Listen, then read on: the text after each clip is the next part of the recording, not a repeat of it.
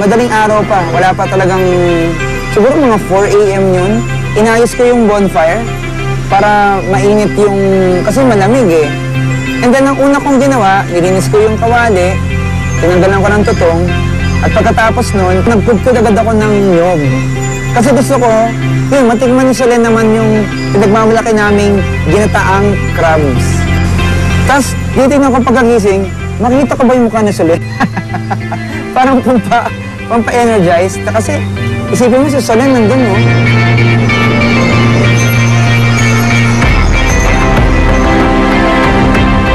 I didn't even wake up in the middle of the night. Diretso yung tulog ko from, I think mga 11 hanggang 6 AM, hanggang sunrise.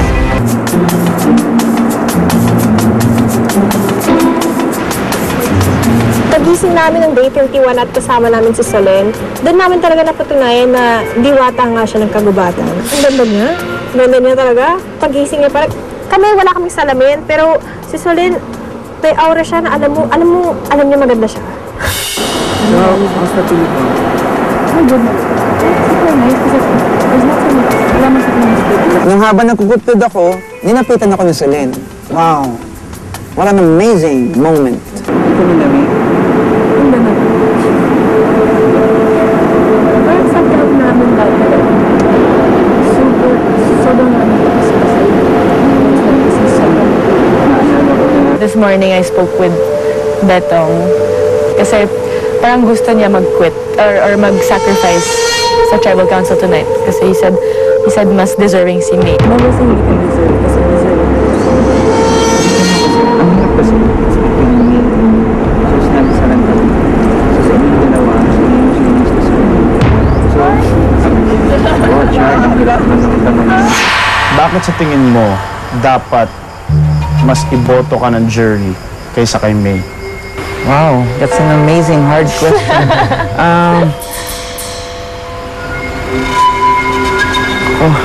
Alam mo, wala akong mabigay na rason na kung magsasalita ako sa kanila ngayon dito, parang hindi ko deserve eh. No, you can't find that you sacrifice. You fight for whatever. If you want to sacrifice, do it sa beginning. Top times, kahit ano yun, kahit yun, you say, okay, choose you or your partner. You need to fight for yourself. Kinausap ko ng Solen, bigyan niya ako ng payo, anong dapat kong gawin. Sinabi ko, kasabi niya kasi, ngayon lumalaban kayo talaga ng para sa sarili ninyo. Forget nyo na yung mga tandem-tandem. Sabi ko, paano si May? Diba, darating ba yung point na parang kailangan ko siyang i-vote out? Sabi niya, you should be prepared for that. It says, hey, so, you're the last couple dito, pero why do you deserve it more? Kailangan make answer. You cannot say you deserve it. Because that makes you weak. I think Betong needs more inspiration at more confidence. And they can't only rely on themselves kasi, like I said, may swing vote ngayon. So, they need to either get Mara on their side, pero mahirap yun kasi they voted yung kaibigan ni Mara. So, they need to gain her trust back. I want my face on Yeah. I'll do that. So, excuse me. Si May maganda naman din. Kaya lang hindi pa uso. Anong plano mo sa tribal council? Hindi ko nga alam eh. Siguro ito yung pinaka-nakakaba na. Oo, syempre naman. Oo, pero yung nakwento ba sa'yo na ako yung sa amin ni Betong binigay yung immunity bracelet? Yung tapos, he gave it back. Yeah. Betong mistake niya. Yung intention ko nga talaga to save someone or kaming dalawa ni Betong for this tribal council. Yun nga lang ang mali na binalik namin. Ako yung parang I understand what happened dun sa immunity bracelet, pero yun sobrang valuable nga daw nun, mahalaga yun na dapat na panghawakan talaga. You guys need to fight kasi from an outlook, ako I feel like kasi mabait silang lahat. Pero parang feeling ko that if you don't win, you don't really care. Ganyan. Parang feeling ko, okay, I made it to the top 5. Pero it shouldn't be like that. Kailangan mo, I want yun si Red. Ako ang next one si Red.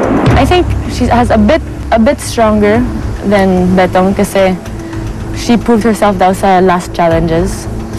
So, pareho, I just told her like, even kahit team silang dalawa, kailangan siya boast ng sarili niya. You're fighting for 30 days, tapos sa last 5 days, you want to quit or you want to give your spot to someone else. It's not right. Fight. Till you die. Nagbigay siya ng tip na this time kailangan na talagang maglaro, hindi mo na kailangan, basta kung kailangan mag-betray, mag-betray ka na, parang Susunod sa Survivor Philippines. I just said may activity tayo. So, kailangan kami aalis from the camp. Tapos, I think feeling nila may challenge.